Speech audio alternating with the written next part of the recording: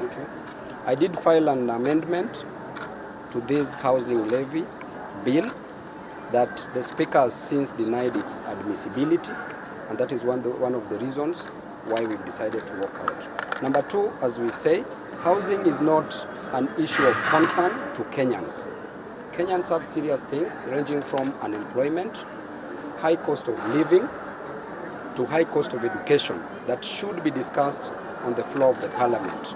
Housing is a private good that should be left to Kenyans to decide on their own by providing jobs and letting them build their own houses. The government's role is to create an enabling environment so that Kenyans can build houses for themselves. The sole responsibility of the government is to work on the public goods, not private goods. Public goods like roads and merit goods like education, and also facilitating the consumption of health and education. Otherwise, we are not in support of this, because this bill is meant to defraud, to pilfer, to steal money from Kenyans. Thank you. Tukiwa tumetoka kwenye bunge na kama wabunge wa Azimio tumekubaliana kwa kauli moja kwamba hatuwezi kuhusika kwa mswada ambao nia yake ni kuwadanganya wa Kenya kwamba tumepitisha mswada kwa njia inayostahili.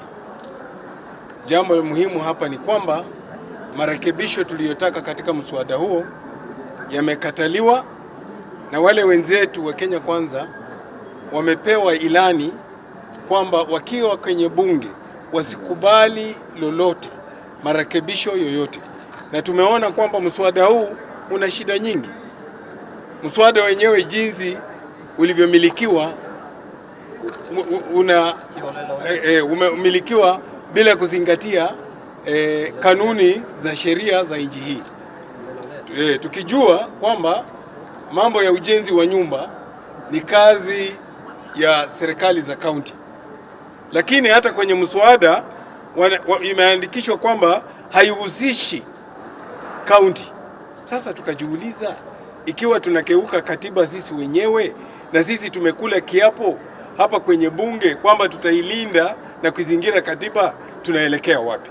Ndiposa tukaamua kwa kauli moja tujiondoe kwenye mazungumzo yanayoendelea, tujiondoe kwenye debate inayoendelea, ili wale wa jamaa wenyewe wajiongeleshe na Wakenya wajue kwamba sisi kama wanaazimio tumekataa katakata mambo na mswada huu. Almost everything. But let me just put it this way, that what Kenyans are witnessing and staring at is what Kenyans are witnessing and staring at is dictatorship by William Ruto. I've said this before and I want to repeat it. This is the real Ruto. The Ruto we have seen for the past 12 or so months is a fake one. This is the Ruto, a dictator, one who does not care so long as his interest is served. This housing levy is serving no other person's interest but Ruto's interest. He is determined to push it, whether Kenyans like it or not, whether you are crying, he does not care. This bill is not good for Kenyans, and they know it. It's not that the executive does not know, but they still insist in pushing it, whether we make noise or not. Now, my final comment would be, I want to thank the leadership of Azimio. There was no reason why we should participate at all in the committee of the whole house, because this is already determined. So walking out is the right thing to do. Let us meet elsewhere. First, maybe courts. Two, I think Kenyans may go back to where we came from.